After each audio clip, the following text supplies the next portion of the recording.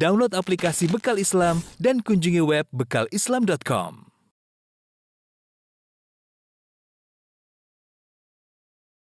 Bismillahirrahmanirrahim. Assalamualaikum warahmatullahi wabarakatuh.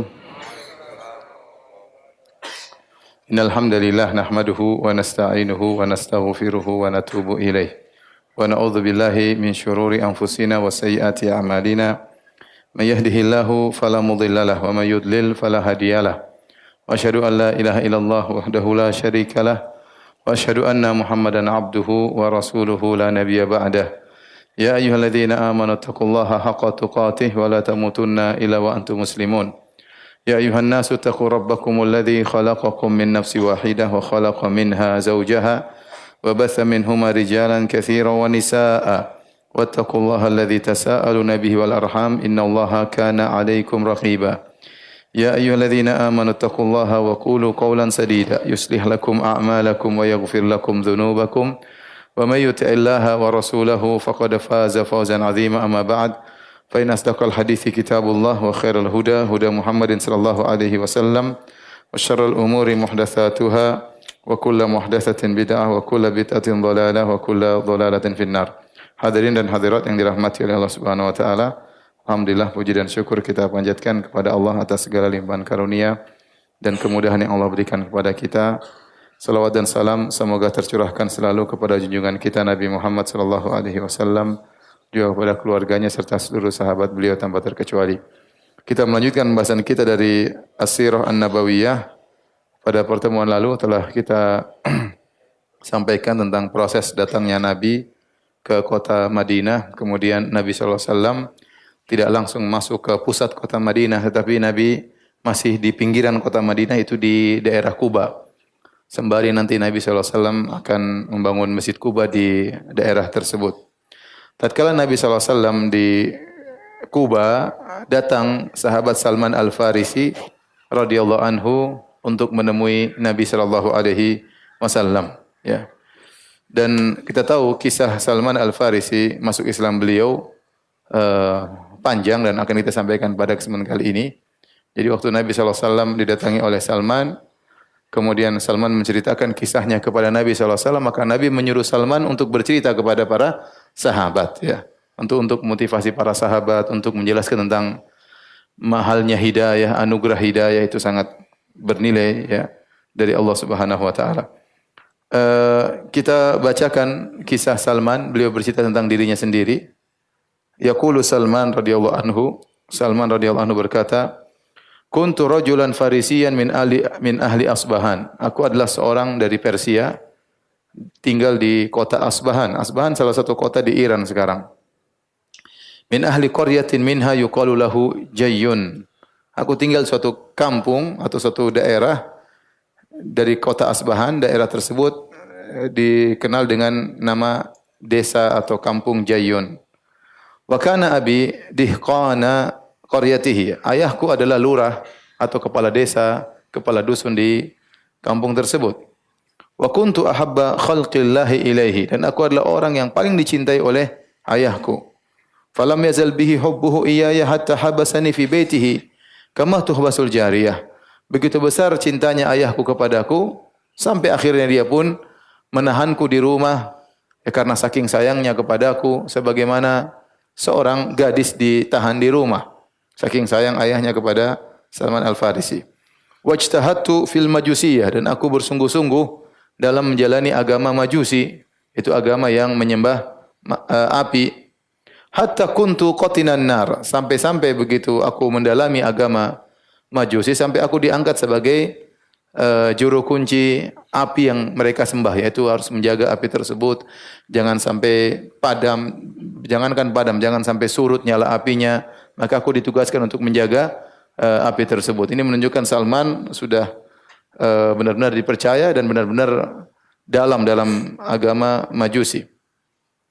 Alladzi yuqiduha la yatrukuha takhbu. Yang tugasnya aku menjadi penjaga api yang tugasnya adalah untuk menyalakan api dan tidak membiarkan api tersebut surut saatan, meskipun hanya sesaat, tidak boleh dia redup, tidak boleh.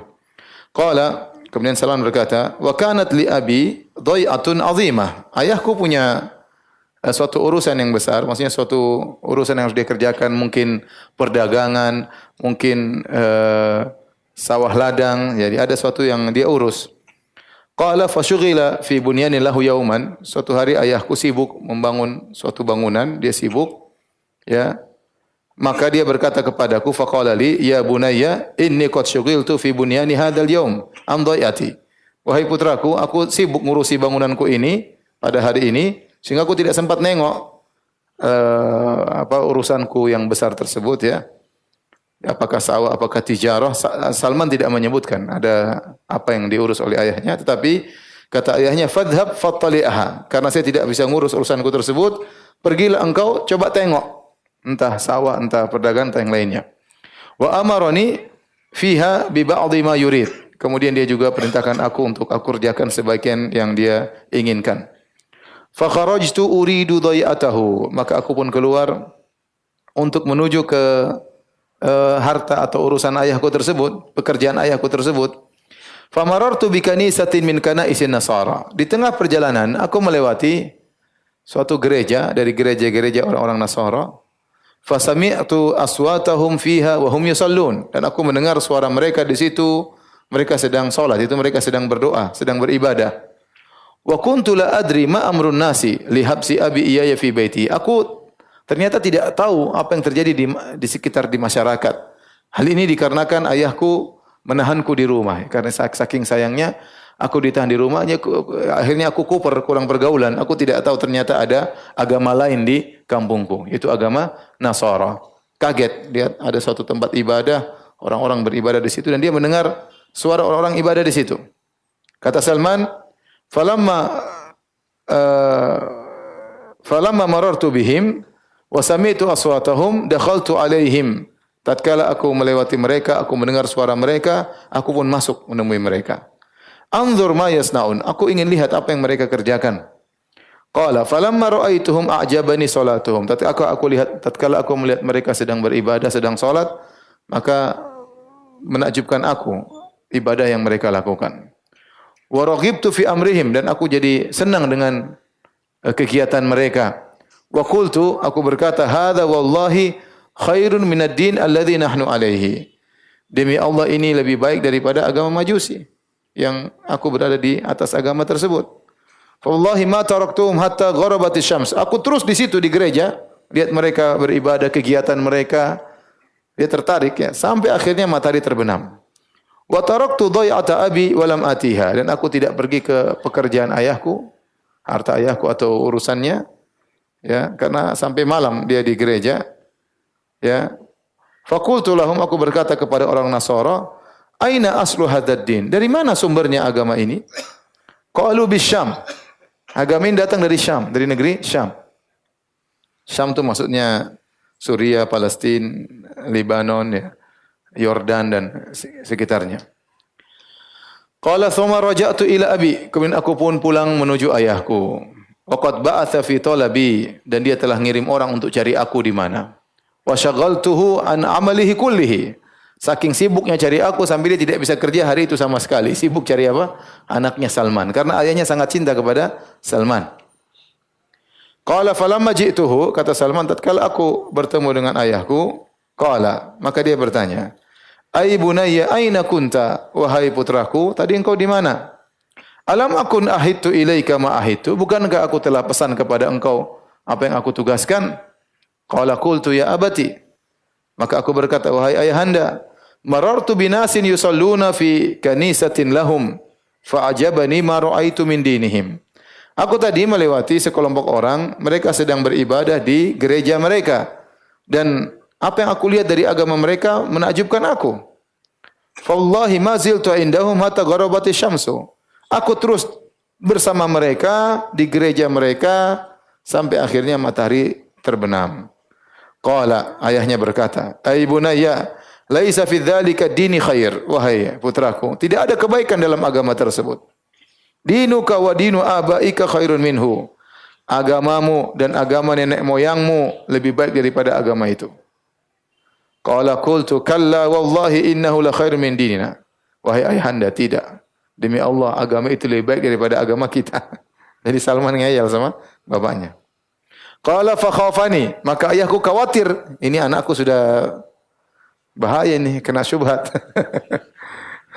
Ayahku sudah tertarik dengan agama lain. Masalahnya bapaknya ini kan kepala desa, repot. Kalau anaknya menyimpang, anaknya sudah terkenal, sudah jadi petugas penjaga api, tiba-tiba berubah, repot, berat bagi mereka. Berat bagi ayahnya Salman. Maka saking khawatirnya kepada Salman, faja'ala fi rijli qaidan, summa habasani fi baitihi. Maka ayahku pun masang belenggu di kakiku supaya ke mana-mana berat, ya udah dibelenggu, ditahan di rumah, jangan keluar-keluar. Qala Salman. Salman berkata, "Wa ba'athu ila an-nasara fa qultu lahum, idza qadima 'alaikum raqbun minasyam tujjarun minan nasara fa akhbiruni bihim." Aku kirim surat kepada orang-orang Nasara atau kirim utusan, ya. Kalau nanti datang orang-orang musafir, para pedagang, kafilah dagang dari negeri Syam datang ke kampung kita dari orang-orang Nasara, kabarkanlah kepadaku. Sampai suatu hari, faqadima alaihim raqbun minasyam tujjarun minan nasara. Kemudian tiba-tiba suatu hari datanglah sekelompok pedagang orang-orang Nasara dari negeri Syam datang ke kampungnya Salman. Qala fa akhbaruni bihim, akhirnya orang-orang Nasara kabarkan kepadaku, wahai Salman, mungkin lewat surat atau lewat utusan, telah datang orang-orang dari negeri Syam, pedagang orang-orang Nasara. Faqultu lahum, idza qadaw hawaijahum wa aradu raja'ata ila biladihim fa'adhinuni. Kalau para pedagang tersebut sudah selesai dari urusan mereka, hajat mereka sudah selesai, dan mereka ingin balik ke negeri Syam, kabarkanlah kepadaku. Falamma aradu raja'ah ila biladihim akhbaruni bihim. Tatkala para pedagang dari negeri Syam, orang-orang Nasara tersebut sudah selesai dari urusan mereka, sudah berdagang jual beli, kemudian mereka ingin balik ke negeri Syam, maka orang-orang Nasara mengabarkan kepada Salman, ya, bahwasanya mereka akan kembali ke negeri Syam. Kata Salman, fa alqaitul hadida min rijli, aku pun melepaskan belenggu besi dari kakiku. Dia tidak sebutkan bagaimana caranya, yang penting dia lepaskan. Tsumma kharajtu ma'ahum hatta qadimtu Syam. Akhirnya aku pun pergi bersama para pedagang Nasara tersebut sampai aku tiba di negeri Syam.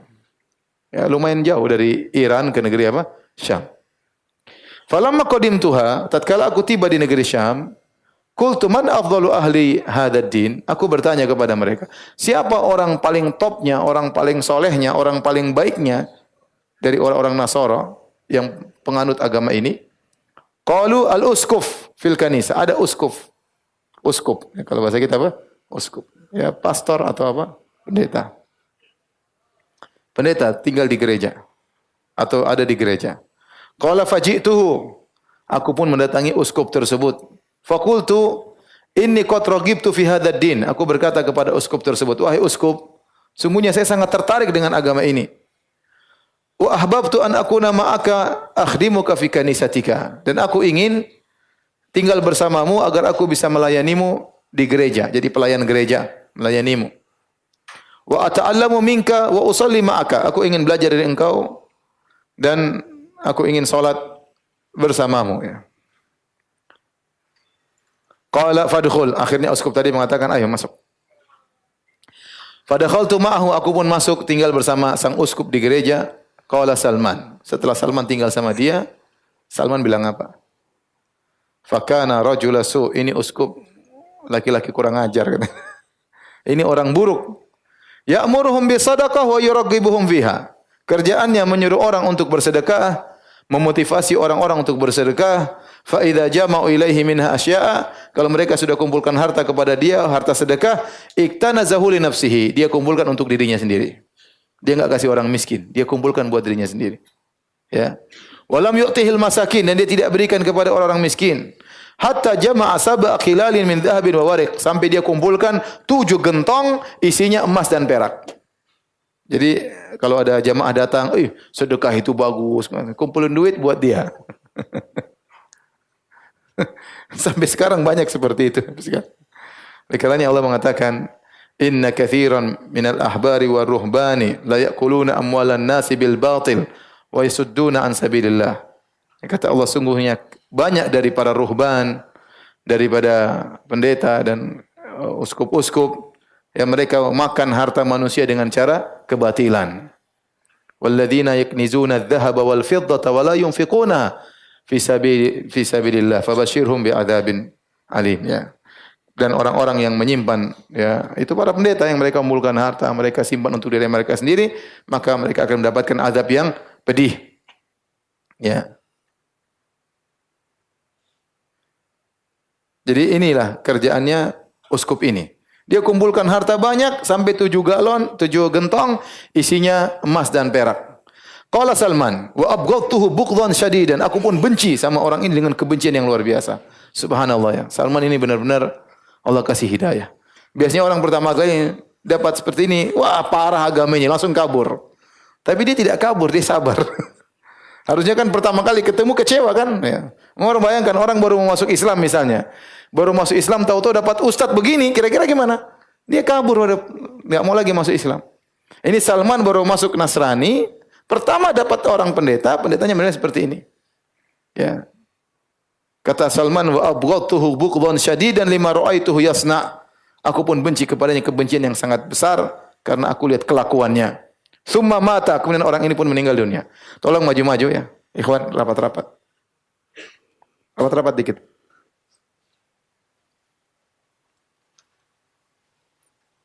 Buka masih lama, santai aja.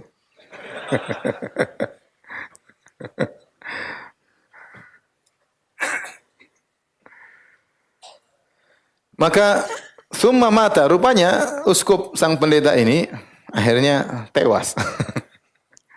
Fajtama'at ilaihi an-nasara liyadfanuhu. Orang-orang Nasara tidak tahu dia dibohongi sama pendeta ini. Maka mereka berkumpul, ya ingin menguburkan pendeta ini.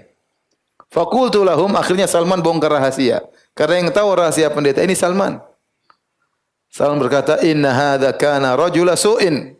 Ini pendeta yang kalian hormati ini orang buruk, orang jelek. Ya'murukum bisadaqah wa yuraghibukum fiha. Dia nyuruh kalian untuk bersedekah, dia memotivasi kalian untuk bersedekah. Fa idza ji'tumuhu biha iktanazaha li nafsihi. Kalau kalian sudah bawa harta sedekah, kumpulkan sama dia, dia simpan buat dirinya sendiri. Walam yu'til masakin minha syai'an. Dan dia tidak kasih orang miskin sama sekali. Semuanya dia kantongi buat dirinya sendiri. Qalu wa ma ilmuka bidzalik. Mereka tidak percaya.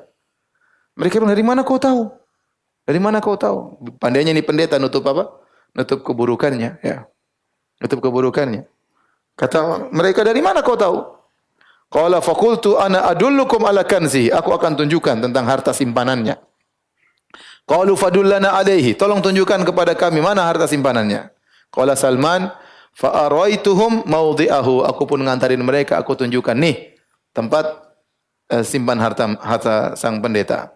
Qala Salman ya fastakhraju minhu sab'a qilalin mamlu'atan dhahaban wa wariqan. Akhirnya mereka masuk ke tempat tersebut, mereka keluarkan 7 gentong isinya emas dan perak, full gentong ya. Isinya emas dan perak. Qala falamma ra'auha, Salman berkata tatkala mereka melihat emas dan perak yang disimpan oleh dipendam oleh atau disimpan oleh sang pendeta, qalu wallahi la nadfinuhu abadan. Mereka pun ngamuk, kata mereka, demi Allah kita tidak akan kuburkan pendeta ini, enggak mau kuburin uskup ini. Fasalabuhu, lalu mereka sudah mati pendetanya tapi karena jengkel mereka salib itu pendeta. Sumarajamu bil hijarah, mereka lempar dengan apa? Batu. Mereka enggak mau kuburin pendeta itu karena saking jengkelnya selama ini. Ya, sakitnya tuh di sini ya, karena mereka selama ini dibohongin. Bayangkan ini, lihat sangka orang soleh, orang baik selalu menyeru kepada sedekah. Mereka sudah semangat bersedekah, menyangka dapat pahala banyak, tahu-tahu hartanya tidak sampai ke orang miskin, disimpan sama sang pendeta. Tsumma ja'u bi rajulin akhar, akhirnya mereka cari pendeta pengganti. Faja'aluhu bi makanihi, akhirnya pendeta baru ini yang memegang jabatan uskup yang lama tadi. Qala yaqulu Salman berkata, "Fama ra'aitu rajulan la yusallil khamsa ara annahu afdalu minhu." Aku tidak pernah melihat ada orang yang non muslim yang tidak salat 5 waktu yang lebih baik daripada orang ini, karena Nasara tidak salat 5 waktu. Kata Salman, aku tidak melihat selain muslim yang lebih baik daripada orang ini, orang baik sekali. Azhada fid dunya, orangnya zuhud dalam urusan dunia. Wala tidak ada yang lebih zuhud daripada dia dalam urusan dunia. Wala arghaba fil akhirah, tidak ada orang yang lebih semangat tentang akhirat daripada pendeta ini. Wala ad'aba lailan wa naharan minhu, dan tidak ada yang continue dalam beribadah seperti pendeta ini. Qala Salman berkata, fa ahbabtu hubban lam uhibbahu min qabli. Aku pun mencintainya dengan cinta yang sangat luar biasa. Aku tidak pernah cinta sama orang seperti cintaku kepada pendeta yang ini. Fa aqamtu ma'ahu zamanan. Aku pun tinggal bersama dia beberapa waktu, beberapa lama. Tsumma hadaratuhul wafat. Kemudian pendeta ini akhirnya mau meninggal dunia. Fakultu, aku berkata kepadanya, ya fulan, wahai fulan, inni kuntu ma'aka fa ahbabtuka hubban lam uhibbahu min qablik. Wahai sang pendeta, aku telah bersama dengan engkau dalam waktu yang cukup. Dan aku mencintaimu dengan kecintaan aku tidak pernah mencintai seorang pun sebelumnya seperti cintaku kepadamu. Wa qad hadaraka ma tara min amrillah. Dan sekarang telah hadir di hadapanmu yaitu sakaratul maut. Ya. Telah datang keputusan Allah, engkau akan meninggal dunia. Fa ila man tusibi wa ma ta'muruni. Kalau kau meninggal, kepada siapa aku harus pergi? Siapa yang kau wasiatkan kepada aku untuk aku temui? Siapa yang kau perintahkan aku untuk aku datangi? Qala, sang pendeta berkata, ai bunayya, wahai putraku, wallahi ma a'lamu ahadan al-yawma ala ma kuntu alaihi. Demi Allah, sekarang aku tidak tahu seorang pun yang seperti aku kondisinya. Artinya semua lagi rusak, ya. Nasara lagi rusak zaman itu. Yang seperti saya ini saya tidak tahu seorang pun. Padahal negeri Syam kan luas. Laqad halakan nas, orang-orang sudah meninggal, orang-orang baik sudah pada meninggal. Laqad halakan nas, orang-orang sudah pada binasa, rusak. Wa baddalu wa taraku, mereka sudah rubah-rubah agama, dan mereka taraku aktsara makanu alai, dan mereka telah meninggalkan kebanyakan perkara yang dahulu mereka di atasnya. Artinya sudah terjadi perubahan. Bid'ah, syirik campur semua dalam agama Nasara. Kata dia, illa rajulan bil Mausil. Ada satu orang yang saya tahu masih baik seperti aku. Tinggalnya di Mausil. Al-Mausil di Irak. Dari negeri Syam pergi ke Irak, jauh lagi. Wa huwa fulan, namanya si fulan. Fa huwa ala ma kuntu alaihi, dan dia berada di atas apa yang aku jalani sekarang ini. Falhaq bihi, temuilah dia. Qala Salman, falamma mata wa ghayyib, tatkala dia pun meninggal dunia, pendeta ini lalu dikubur, lahiqtu bi sahibil Mausil. Aku pun pergi ke Irak, aku cari si fulan tersebut. Akhirnya aku ketemu dengan dia. Fakultu lahu, aku berkata kepada orang tersebut, ya fulan, inna fulanan awsani inda mauti an alhaqa bika. Wahai fulan, sungguhnya temanku pendeta si fulan telah, tatkala dia akan meninggal dunia, dia telah wasiatkan kepadaku untuk menemui engkau. Wa akhbarani annaka ala amrihi, dan dia kabarkan bahwasanya engkau sama dengan agama dia. Qala faqala li, akhirnya orang ini berkata, akim indi, tinggal bersamaku. Tidak disebut ini pendeta atau bukan, ya. Tapi dia orang soleh dari Nasara. Kata dia, kalau gitu tinggal sama aku. Fa aqamtu indahu, aku pun tinggal bersama orang ini. Fa wajadtuhu khairu rajulin ala amri sahibi. Aku dapati ternyata dia orang yang baik. Sama persis seperti pendeta yang temanku dulu itu. Falam yalbath an mata, namun tidak lama kemudian akhirnya dia pun meninggal dunia. Falamma hadratuhul wafat, tatkala dia akan meninggal dunia, qultu lahu, aku berkata kepadanya, ya fulan, inna fulanan awsa bika ilaika. Sungguhnya si fulan pendeta dulu di negeri Syam mewasiatkan kepada aku untuk menemui engkau. Wa amarani bihuluqi bika, dan dia menyuruhku agar aku menemui engkau. Wa qad hadaraka minallahi azza wa jalla ma tara, dan sekarang telah ada di hadapanmu kematian. Fa ila man tusibi wa ma ta'muruni. Kalau kau meninggal, siapa yang harus aku temui? Siapa yang kau perintahkan aku agar aku datangi? Qala ay bunayya. Maka dia berkata, wahai putraku. Ini orang makanya sudah berumur semuanya. Ya, Salman masih muda. Makanya dia mengatakan, wahai bunayya, wahai putraku. Wallahi ma a'lamu rajulan ala mithli ma kunna alaihi. Demi Allah, aku tidak tahu seorang pun yang berada di atas aku dan pendeta tersebut, di atas jalan kami. Illa rajulan binasibin, kecuali ada seorang laki tinggalnya di Nasibin. Nasibin itu antara Mausil dengan antara Irak dengan negeri Syam. Balik lagi menuju ke di tengah-tengah antara Irak dengan Syam. Huwa fulan, namanya si fulan. Falhaq bihi, temuilah dia. Qala Salman. Salman berkata, falamma mata wa ghayyib, tatkala orang ini meninggal dunia, kemudian dikuburkan, lahiktu bi sahibi nasibin. Aku pun pergi ke kota Nasibin menemui orang tersebut. Ini orang keberapa yang ditemui Salman?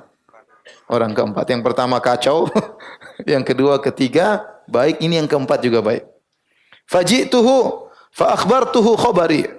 Aku pun datang kepadanya dan aku kabarkan tentang perkaraku. Wa ma amarani bihi sahibi, dan aku kabarkan aku diperintahkan oleh kawanku di Mosul atau guruku di Mosul untuk menemuimu. Qala fa aqim indi. Kata dia, kalau gitu tinggal bersamaku. Fa aqamtu indahu, aku pun tinggal bersamanya. Fa wajadtuhu ala amri sahibaihi. Aku dapati dia ternyata persis seperti dua orang sebelumnya. Seperti yang di Syam dan seperti yang di Mosul. Fa aqamtu ma'a khairi rajulin, aku pun tinggal bersama orang yang terbaik. Fa wallahi ma labitha an nazala bihil maut. Namun tidak lama kemudian dia pun meninggal dunia. Ini tua-tua semua sepertinya. Jadi mereka teman-teman kayaknya saling kenal. Tidak lama kemudian dia pun meninggal dunia. Falamma hudir, tatkala dia akan meninggal dunia, qultu lahu, aku berkata, ya fulan, wahai fulan, inna fulanan kana awsa bi ila fulan, thumma awsa bi fulan ilaika, fa ila man tusibi wa ma ta'muruni. Wahai fulan, dulu temanku di Syam mewasiatkan kepada kawanku di Mosul. Kemudian di Mosul meninggal, wasiatkan kepada engkau. Sekarang kalau kau sudah meninggal, saya kemana? Saya harus pergi ketemu dengan siapa? Kepada siapa kau perintahkan aku untuk aku datangi? Maka dia berkata, ya bunayya, wahai putraku, wallahi ma na'lamu ahadan baqi ala amrina amuruka an ta'tiya illa rajulan bi amuriyah. Kata dia, demi Allah wahai putraku, aku tidak mengetahui seorang pun yang masih tersisa agamanya seperti agama kami untuk kau datangi kecuali seorang laki yang ada tinggal di Amuriyah. Amuriyah itu di Turki ya. Salman safar sana sini. dari Iran kemana terus ke Syam, terus ke Irak, ke Mosul, terus ke Nasibin, sekarang ke Amuriyah. Entah kemana Amuriyah di Turki ya. Jauh Turki. Turki jauh ya, dekat Eropa sana. Fa innahu ala mithli ma nahnu alaih. Ini perjalanan cari hidayah panjang sekali. Sungguhnya dia masih berada di atas agama kami.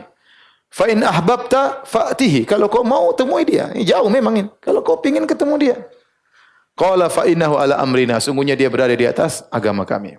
Qala Salman, falamma mata wa ghayyib lahiktu bi sahibi Amuriyah. Tatkala dia pun meninggal dan dikuburkan, aku pun menyusul orang tersebut di mana, di Amuriyah di Turki. Akhirnya Salman ketemu dengan orang tersebut. Wa akhbartuhu bi khabari. Aku kabarkan kepada dia tentang kisahku. Faqala aqim indi. Kalau gitu kau tinggallah bersamaku. Fa aqamtu ma'a rajulin ala hadi ashabihi wa amrihim. Ternyata aku tinggal bersama seorang yang baik. Sama seperti kebiasaan 3 orang sebelumnya. Di atas agama 3 orang sebelumnya. Ini orang keempat yang baik. Qala Salman, sementara dia kerja sama lelaki ini di Amuriyah, waqtasabtu, aku pun kerja, hatta kana li baqaratun wa gunaimatun. Sampai aku punya beberapa ekor sapi dan aku punya juga kambing. Qala thumma nazala bihi amrullah, kemudian dia pun akan meninggal dunia.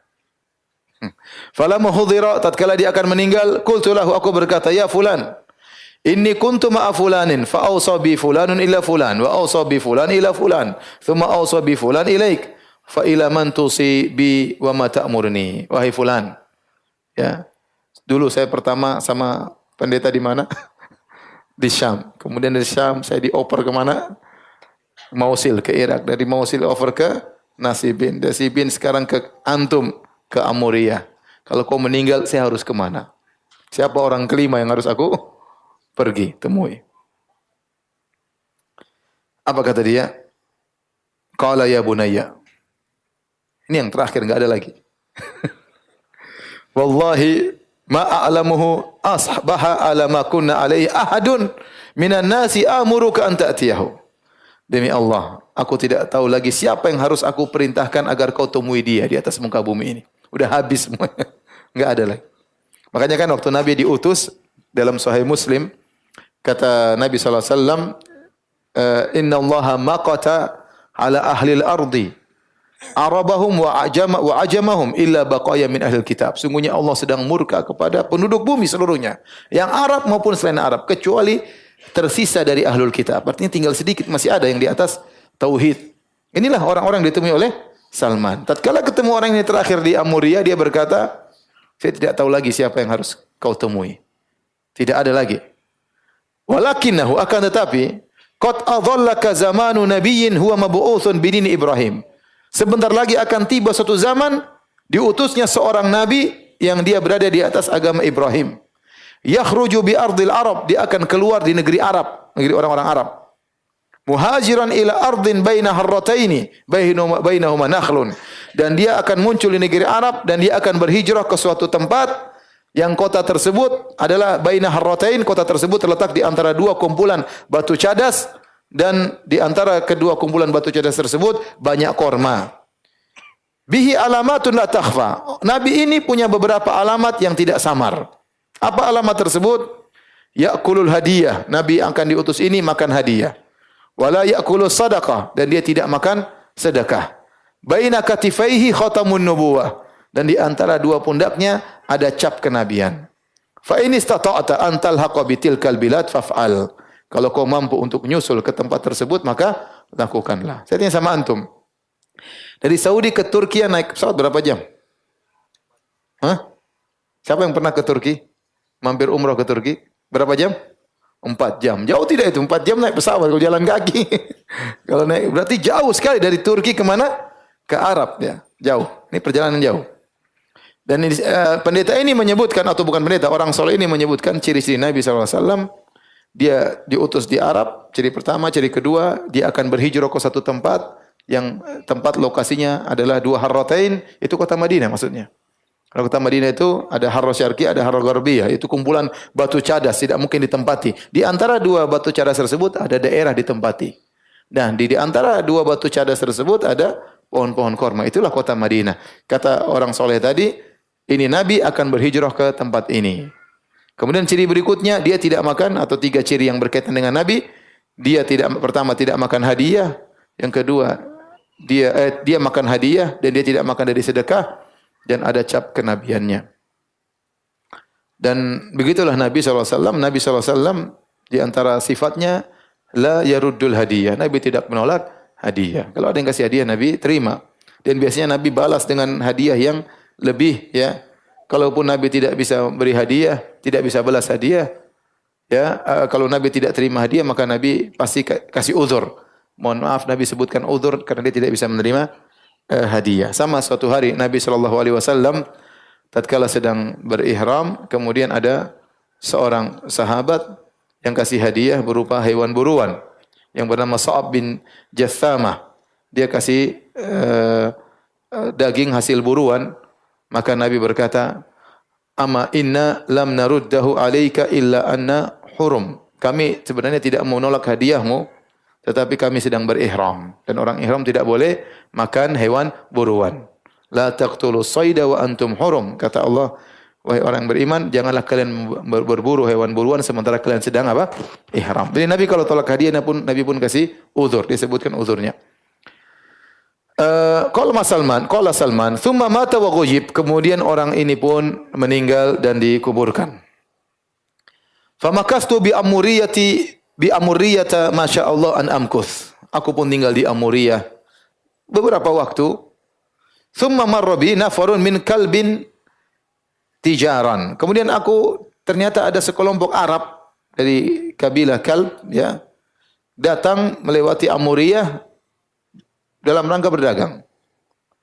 Fakultu lahum, aku berkata kepada orang-orang Arab ini, tahmiluni ila ardil Arab, maukah kalian mengantarkan aku ke negeri Arab? Wa u'tikum baqarati hadhihi wa gunaimati hadhihi. Aku akan berikan kepada engkau sapi-sapiku ini, kepada kalian sapi-sapiku ini sebagai upah, dan juga kambingku, dengan syarat antar aku ke negeri Arab. Pengorbanan, ya. Butuh biaya, ya. Qalu na'am. Kata mereka iya. Ya. Mereka iya. Fa ataitumuha fahamalu wa hamaluni. Aku pun berikan kepada mereka sapi-sapiku dan kambingku, lalu mereka pun membawaku. Hatta idza qadimu bi Wadil Qura. Tatkala mereka bawa aku sudah sampai satu tempat namanya Wadil Qura, yaitu antara Madinah dengan negeri Syam, ya. Antara Madinah dan negeri Syam, karena Syam sebelah utaranya Madinah. Jadi kalau menuju Madinah menuju selatan. Suatu tempat antara Syam dengan kota Madinah. Zalamuni, mereka pun menzalimiku. Fabauni min rajulin min Yahuda abdan, lalu mereka jual aku kepada seorang Yahudi. Kata mereka, ini budak kami, beli. Akhirnya Salman dibeli sama orang Yahudi sebagai budak. Subhanallah, ujian ya. Mau cari Nabi setengah mati ya. Hilanglah sapi, kambing, sekarang jadi apa? Jadi budak. Fakuntu indahu, aku pun kerja sama orang Yahudi tersebut. Wa ra'aitun nakhla, aku lihat korma. Wah, ini korma, ini tanda-tanda. Kan di antara tanda-tanda Nabi akan berhijrah ke tempat yang banyak korma. Wa rajautu an takuna al-balad alladhi wasafa li sahibi. Dan aku berharap inilah negeri yang telah disampaikan kepadaku oleh kawanku di Amuriyah, negeri yang penuh dengan korma. Walam yahiqqa li fi nafsi fa bainama ana indahu qadima alaihi ibnu ammin lahu minal Madinah min Bani Quraidah fabta'ani minhu. Ya. Namun aku tidak bisa memastikan dalam diriku, ini benarkah kota tersebut? Ternyata bukan. Masih belum. Entah di mana kota tersebut ya. Apakah di Khaybar ya, karena Yahudi banyak tinggal di Khaybar, dan Khaybar itu sekitar 200 kilo dari kota Madinah. Ya, dari negeri Syam kalau masuk Madinah sekitar 200 kilo sebelum Madinah lewat Khaybar. Dia tidak jelas. Ternyata bukan kota tersebut. Aku pun tinggal bersama orang Yahudi ini. Tatkala aku tinggal bersama orang Yahudi ini, kemudian datanglah sepupunya dari Madinah. Ada sepupunya dari kota Madinah datang dari Bani Quraidah. Kemudian sepupunya ini beli aku. Akhirnya Salman dibeli. Dibawalah aku ke Madinah. Ya inilah ternyata baru dapat ya. Allah atur subhanallah. Ternyata dia menuju kota Madinah jadi budak dulu, kemudian dibeli sama Yahudi Madinah. Wallahi ma huwa illa an ra'aituha fa araftuha bi sifati sahibi. Tatkala aku lihat datang kota Madinah, aku lihat kota Madinah, aku tahu inilah kota yang dimaksud oleh temanku tersebut yang di Amuriyah. Fa aqamtu biha, aku pun tinggal di kota Madinah. Wa ba'atsallahu rasulahu, dan Nabi sudah diutus di kota Mekah. Tapi Salman bertahun-tahun di kota Madinah jadi budak. Berarti dia nunggu lama. Dia mengatakan aku tinggal di kota Madinah dan Nabi diutus di mana? Kota Mekah. Padahal Nabi baru ke Madinah 13 tahun kemudian. Berarti jadi budak lama banget ini. Wa ba'atsallahu rasulahu. Allah pun mengutus Nabi di kota Mekah. Fa aqam bi Makkah ma aqama.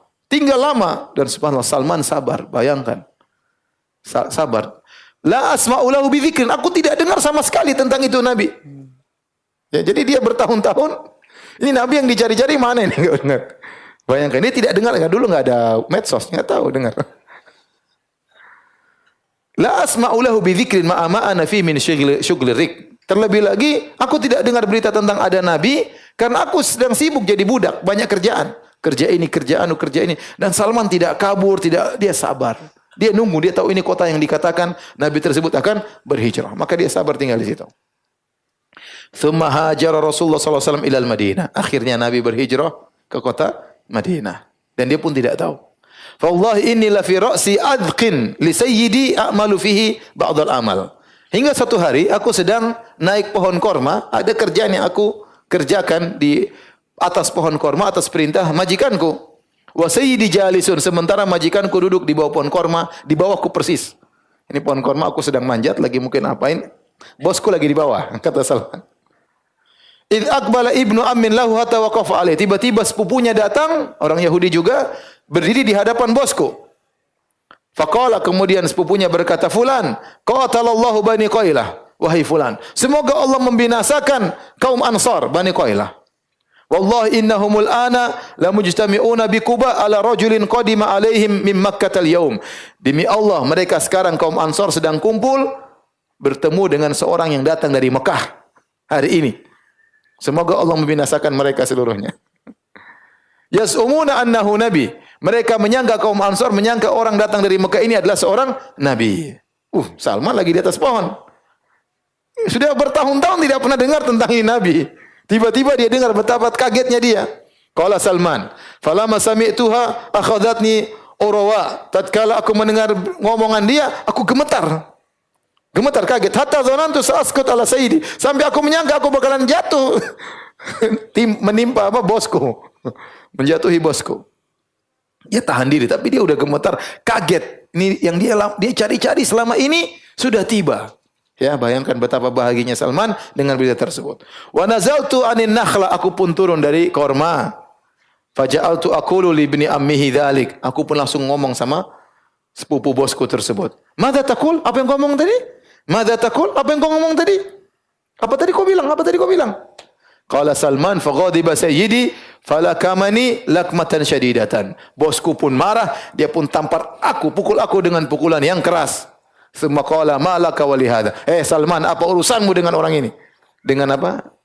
Muhammad, apa urusan? Aqbil ala amalik, sana kerja lagi. Biasa majikan. Aku berkata, la syai, enggak ada masalah. Enggak ada masalah. Inna ma aradtu an astathbithahu. Aku ingin tanya saja ulang, ingin ngecek dia ngomong apa tadi. Enggak ada apa-apa. Amma qala Salman, wa qad kana indi syai'un qad jama'tuhu. Saya punya sesuatu sedikit makanan atau saya sudah kumpulkan. Falamma amsaitu, tatkala tiba sore hari, akhadhtuhu, aku ambil makanan yang sudah kumpulkan. Tsumma dhahabtu bihi ila Rasulillah sallallahu alaihi wasallam. Salman pergi ke Kuba menemui Nabi sallallahu alaihi wasallam. Wa huwa bi Kuba, dan Nabi sedang berada di Kuba. Fadakhaltu alaihi, aku pun menemui Rasulullah sallallahu alaihi wasallam. Faqultu, aku berkata, innahu qad balagani annaka rajulun saleh. Telah sampai kepadaku katanya engkau lelaki yang saleh. Wa ma'aka ashabun laka ghuraba dzawu hajah. Dan aku dengar kau punya teman-teman orang muhajirin yang bersamamu, mereka orang asing, bukan penduduk asli di sini, dan mereka punya keperluan, punya hajah. Wa hadza syai'un kana indi lis sadaqah. Ini saya kumpulkan sedikit makanan untuk sedekah buat engkau dan teman-temanmu. Fara'aitukum ahaqqa bihi min ghairikum. Aku lihat kalian yang lebih berhak untuk makan sedekah ini daripada selain kalian. Qala faqarrabtuhu ilaihi. Aku pun mendekatkan makanan tersebut kepada Nabi.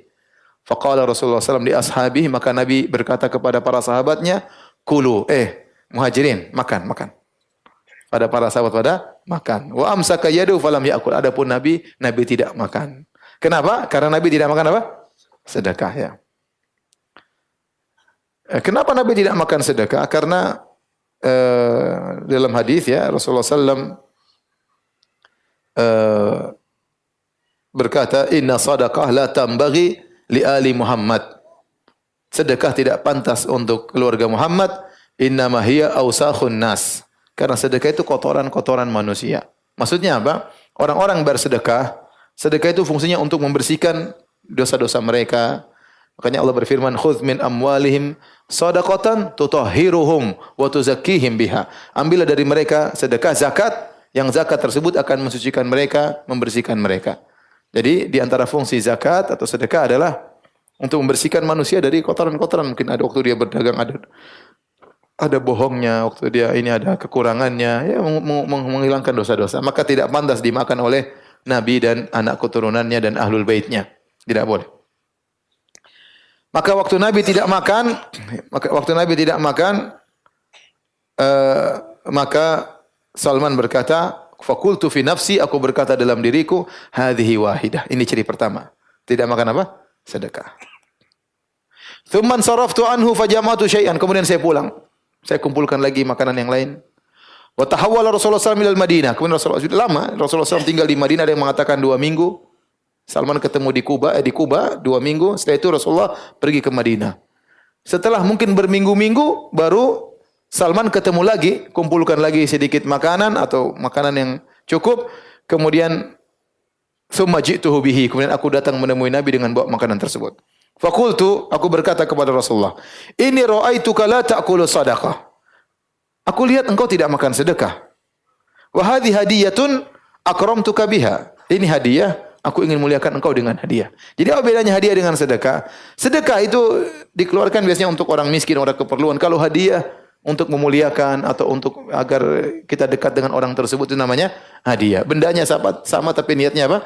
Berbeda. Ya, kata dia, Salman bilang, saya lihat kau tidak makan sedekah, tapi ini hadiah, saya ingin muliakan engkau dengan hadiah tersebut. Qala fa akala Rasulullah sallallahu alaihi wasallam minha. Maka Rasulullah SAW pun makan dari makanan tersebut yang saya bawa. Wa amar ashabahu, kemudian dia suruh sahabat-sahabatnya untuk makan, fa akalu ma'ahu, lalu mereka makan bareng Nabi sallallahu alaihi wasallam. Qultu fi nafsi, kata Salman dalam diriku, hatani ithnatan, sudah 2 tanda. Tinggal tanda terakhir apa? Cap apa? Kenabian. Karena dikata pendeta tadi 3, tidak makan sedekah, makan hadiah, ada tanda kenabian. Kemudian kesempatan yang lain berikutnya, summa jitu Rasulullah sallallahu alaihi wasallam huwa bi Baqi'il Gharqad. Suatu hari aku menemui Nabi sedang di Baqi'il Gharqad, di Baqi', kuburan Baqi'. Qala wa qad tabi'a janazatan min ashabi. Nabi sedang mengantarkan jenazah di antara sahabat-sahabatnya yang meninggal dunia. Alaihi syamlatan, dan Nabi sedang pakai 2 selendang, tertutup bajunya, ya, tertutup badannya. Wa huwa jalisun fi ashabi. Nabi sedang duduk bersama sahabat-sahabatnya. Fasallamtu alaihi. Aku menjawab assalamualaikum. Thumma stadartu anzur ila dhahri. Kemudian aku setelah beri salam aku putar ke belakang, pengin ngecek lihat apa? Masalahnya Nabi pakai apa? Kain, jadi enggak bisa kelihatan. Hal aral khatam alladhi wasafa li sahib. Aku pengin lihat adakah tanda kenabian yang kata temanku tersebut, tanda ketiga. Falamma ra'ani Rasulullah SAW istadbartuhu. Tatkala Nabi lihat aku muter ke belakang, Nabi tahu. Ya, arafa anni astathbitu fi syai'in wusifali. Nabi tahu ini Salman ini ingin ngecek sesuatu. Nabi tahu. Salman ingin ngecek apa? Tanda kenabian. Fa'al qarida'u. Nabi buka. Fa nadartu ila al-khatam fa araftuhu. Maka aku lihat khatam, aku pun tahu. Fan kababtu alaihi uqabbiluhu. Maka aku pun tunduk, aku pun mencium Nabi sallallahu alaihi wasallam wa abki, dan aku pun menangis. Qala li Rasulullah sallallahu alaihi wasallam, kata Rasulullah sallallahu alaihi wasallam, tahawwal, ya. Kemarilah. Fatahawaltu fa qasastu alaihi hadithi fa ajaba Rasulullah sallallahu alaihi wasallam an yasma' dzalika ashabuhu. Maka aku pun ceritakan kisahku. Bayangkan ini perjuangan bertahun-tahun dengan penuh pengorbanan, safar beribu-ribu kilo untuk bisa menemui ini. Saatnya ternyata terpenuhi 3 ciri Nabi sallallahu alaihi wasallam, tidak makan sedekah, makan hadiah, dan ada tanda kenabian di punggung Nabi sallallahu alaihi wasallam. Syekh Utsaimin rahimahullah waktu mengomentari hadis ini beliau berkata, ini di antara sunnah Nabi sallallahu alaihi wasallam, kalau ada orang ingin tahu sesuatu dari kita dan itu bermanfaat, maka kasih tahu. Jangan bikin dia penasaran. Kalau bermanfaat, kalau enggak bermanfaat enggak usah. Ngapain kasih tahu orang, urusan kita privasi masih. Tapi kalau dia ingin tahu dari kita dan kita tahu kalau kita kasih tahu dia bahagia, ya, dan itu bermanfaat bagi dia, kasih tahu, ya. Sebagian orang malah suka bikin penasaran orangnya. Mau tahu? Saya enggak akan kasih tahu. Tidur gelisah. Jadi ya, begitulah Nabi suka menyenangkan hati orang. Dan kata Nabi sallallahu alaihi wasallam, wa habbul a'mali ila Allah sururun tudkhuluhu fi qalbil muslim. Di antara amalan yang paling dicintai oleh Allah ada rasa senang yang kau masukkan ke dalam hati seorang muslim. Summa qala li Rasulullah sallallahu alaihi wasallam. Jadi di sini Nabi suruh Salman cerita kepada para sahabat. Ini dalil tidak mengapa kalau ada orang punya kisah dan kemudian dia cerita, dia dapat hidayah dari satu agama ke agama yang lain, atau dari dahulunya pelaku maksiat kemudian dia cerita, selama cerita tersebut tidak menjatuhkan kedudukannya, ya.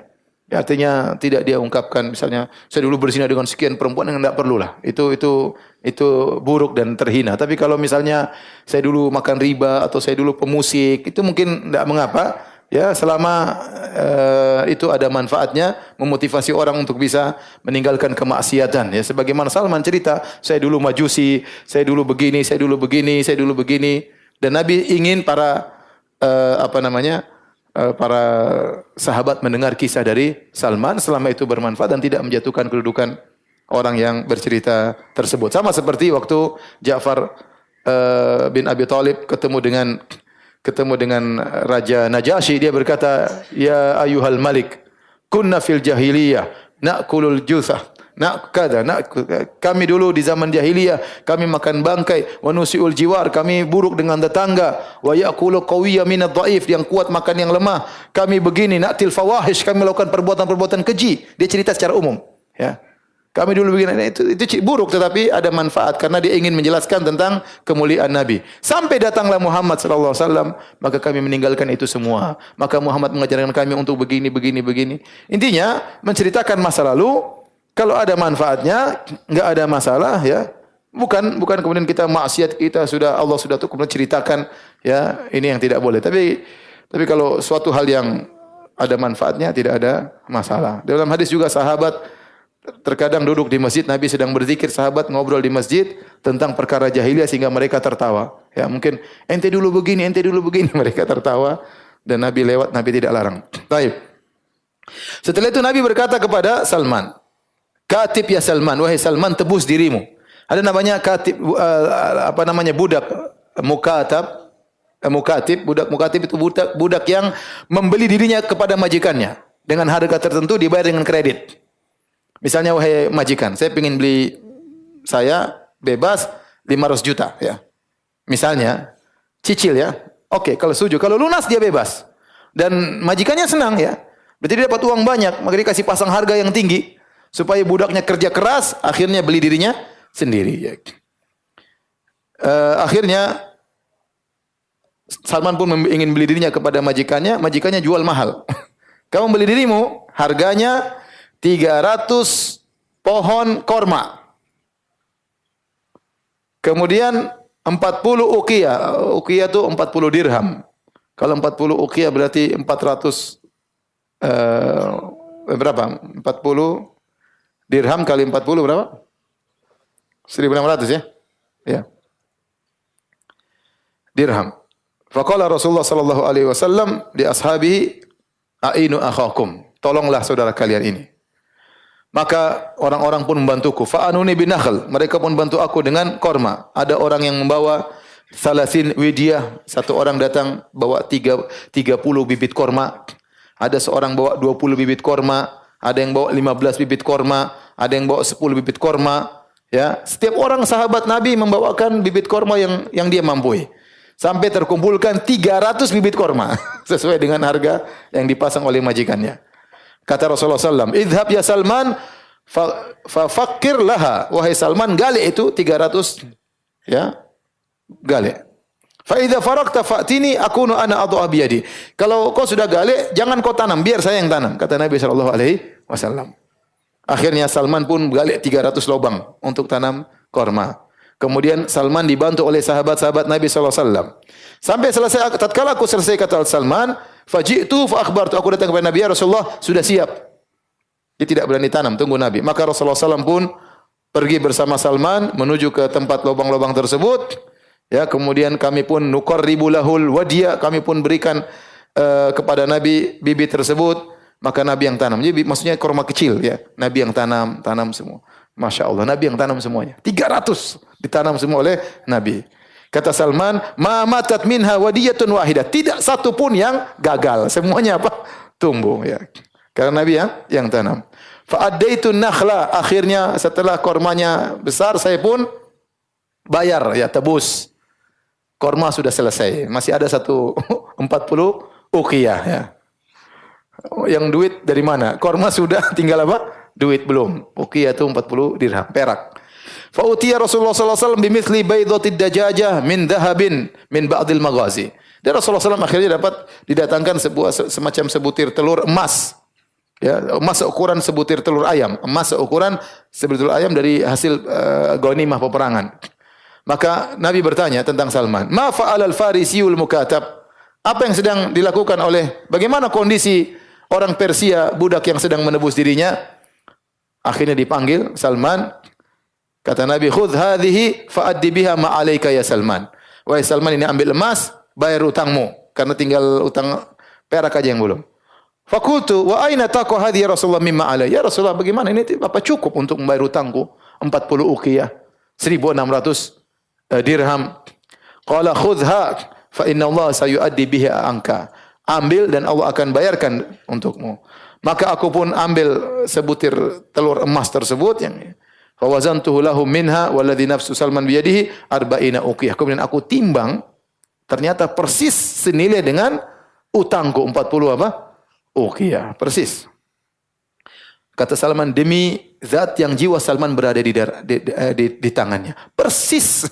Jadi pas itu, satu telur itu persis beratnya sama dengan senilai dengan 40 uqiyah utangnya Salman. Fa'awfaituhum haqqahum wa ata'tu. Aku pun melunaskan hutangku dan aku pun bebas. Lalu aku ikut bersama Nabi pertama kali perang Khandaq. Ya. Setelah itu tidak ada peperangan yang aku lewati, semuanya aku ikuti. Jadi karena waktu perang Uhud, perang Badar, perang Uhud, Salman masih jadi budak, dia belum bisa ikut perang. Setelah dia bebas, pada tahun ke-5 Hijriah baru kemudian dia ikut perang dalam perang Khandaq.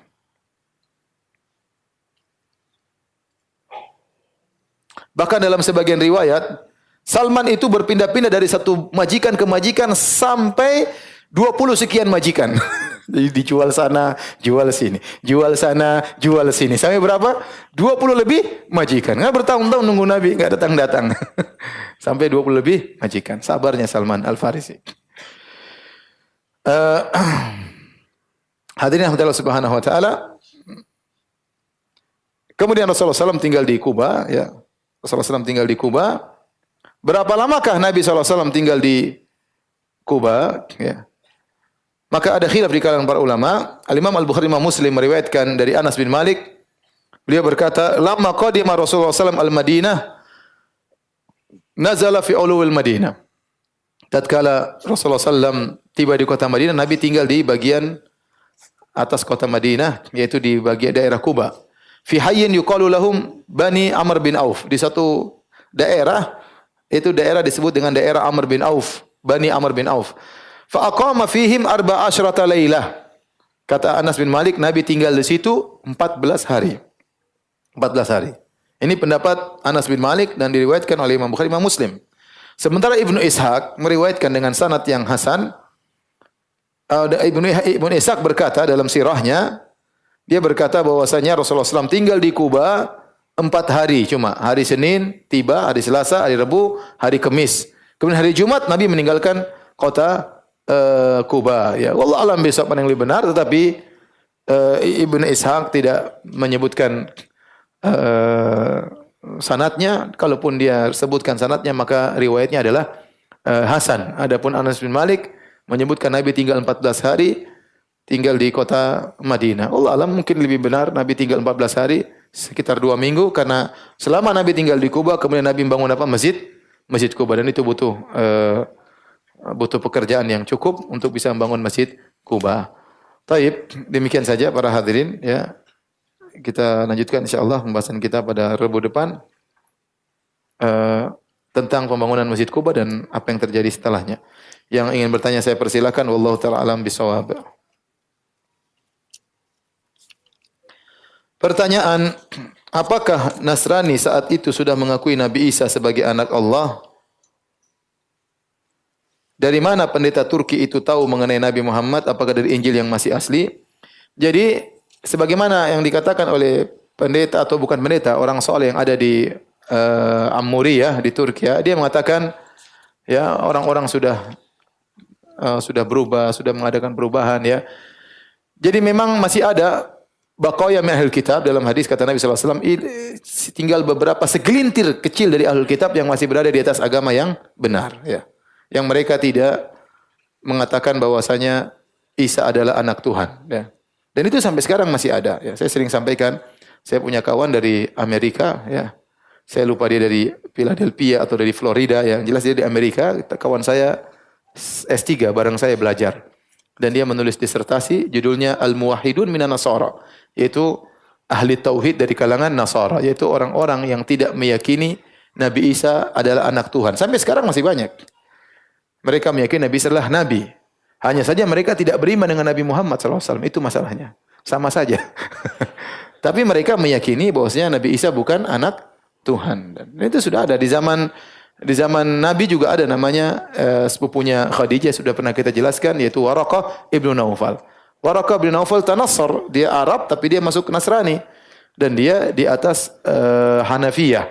Di atas Hanifiyah itu bertauhid, tidak berbuat kesyirikan, tidak menyembah berhala dan tidak menyembah Nabi Isa. Jadi eh, di zaman tersebut ini orang-orang yang ditemui oleh Salman ini tidak ada yang musyrikin. Makanya mereka mengatakan adapun orang-orang sudah pada berubah, mengganti, kemudian meninggalkan ke mayoritas ajaran. Dari mana dia tahu? Dia tahu dari Injil. Insya Allah dari Injil. Mungkin dia dapat dari Injil, berita dari Injil bahwasanya akan ada seorang nabi begini-begini dan seterusnya.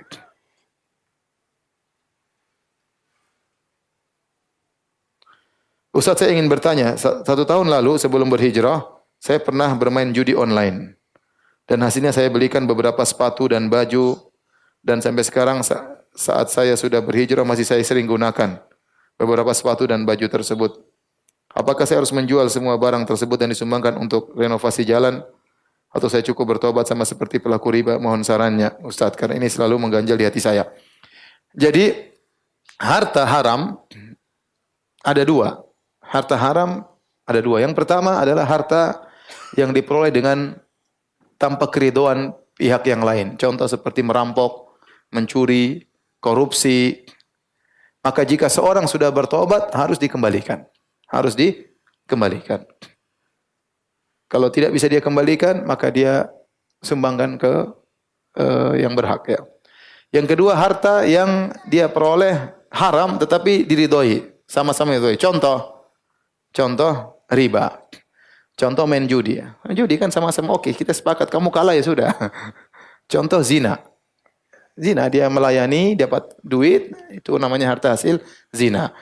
Kalau dia sudah bertobat kepada Allah, maka tidak mengapa. Halal insyaAllah ta'ala. Yang penting dia bertobat dengan tobat yang sesungguhnya. Ya. Itu tidak mengapa. Allah alam bisawab ya. Ini pendapat. Kalau dia mau jual, ya terserah dia. Tapi saya katakan, menurut para ulama tidak mengapa. Bagaimana apabila celana dalam terkena madhi Ustaz, sedang keadaannya lagi di luar rumah, tidak ada ganti, apa harus dicuci atau percikan Ustaz? Madhi ada khilaf di kalangan ulama, apakah dia najis atau bukan? Jumhur ulama berpendapat bahwasanya madhi adalah najis. Sebagian riwayat dari Imam Ahmad mengatakan madhi hukumnya sama seperti mani, tidak najis. Tapi lebih hati-hati kita mengikuti pendapat jumhur ulama bahwasanya madhi adalah najis. Kemudian setelah madhi adalah najis, ada khilaf juga. Apakah madhi itu najis yang biasa yang harus dicuci ataukah dia najis mukhaffafah, najis yang ringan? Saya lebih cenderung kepada pendapat Syekh Abdul Rahman bin Nasir As-Sa'di dan juga Syekh Utsaimin rahimahullah bahwasanya madhi itu adalah najis yang mukhaffaf, yang ringan, maka cukup dipercikan. Ya, dipercikan sama seperti air kencing anak laki-laki. Kalau air kencing anak laki-laki kena tubuh kita tidak perlu cuci begini, enggak perlu. Tinggal kita ambil air, kita percikan mengikuti daerah kencing tersebut dan itu sudah dimaafkan.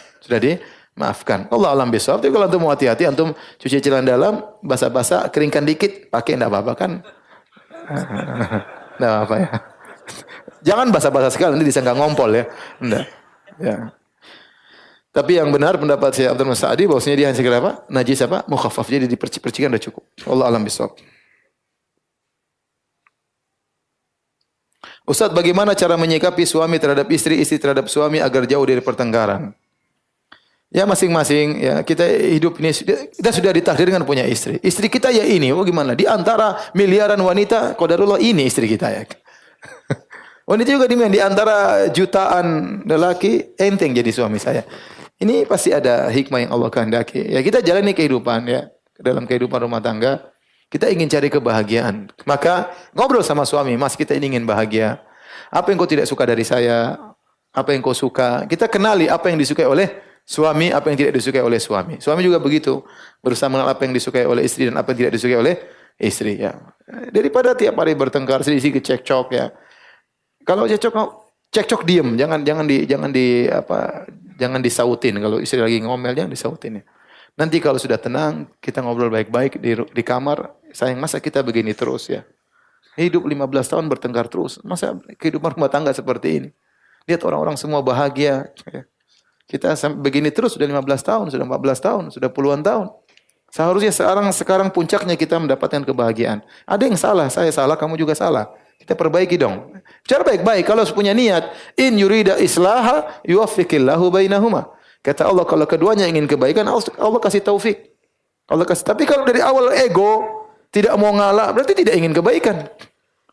Kalau ingin kebaikan harus mengalah. Pasti ada hak kita yang tidak terpenuhi, baru bisa terjadi kebaikan. Kalau semua yang kita mau harus dituruti, nggak bakalan baik, nggak bakalan jadi rumah tangga. Ada hal yang saya inginkan, sudah saya harus ngalah demi kelancaran kehidupan rumah tangga saya dengan istri saya. Istri saya pun demikian. Ada yang dia cita-citakan, dia harus ngalah. Ya, makanya kata Allah Subhanahu Wa Taala, wal islahu wasulhu khair wa uhdiratil anfusus syuh. Wa uhdiratil anfusus syuh. Kata Allah Subhanahu Wa Taala, islah itu perdamaian itu baik, dan ingat tatkala mau berdamai jiwa itu dihinggapi oleh rasa pelit ingin menang, tidak ingin ada haknya yang digugurkan. Nah, kalau kita ingin hak kita semua terpenuhi, kita enggak bisa jalan dalam kehidupan rumah tangga ini. Ya. Jadi namanya rumah tangga ya pasti ada kekurangan, istri punya kekurangan, kita punya kekurangan. Tidak semua keinginan kita harus terpenuhi, tidak semua keinginan istri harus terpenuhi. Jadi ngobrol sama istri, ajak ngobrol, masa kita begini hidup terus ya? Sampai kapan? Orang lain sudah pada bahagia, bahkan sudah ada yang poligami. Kita, saya bercanda aja.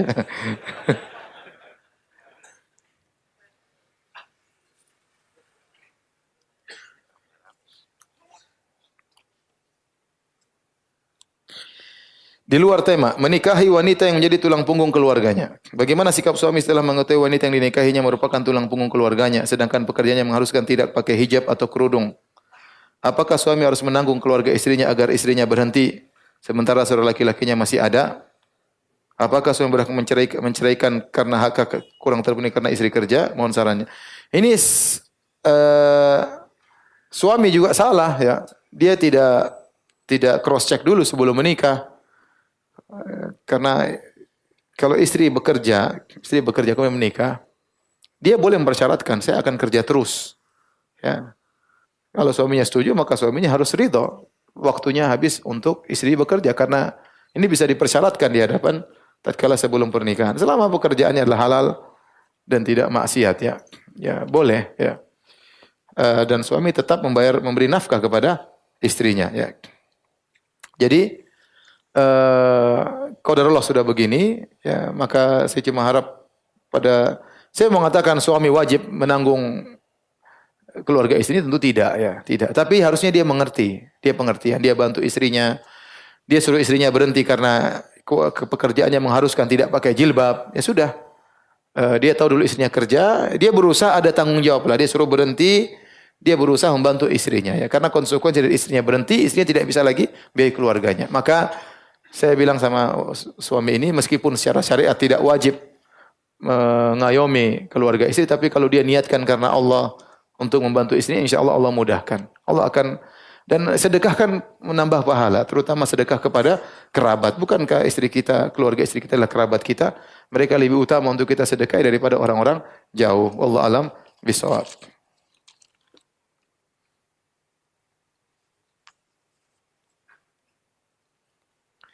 Mohon kiat-kiatnya untuk terus berjuang mencari kebenaran dan istiqomah mencari kebenaran seperti Salman Al-Farisi radhiyallahu anhu.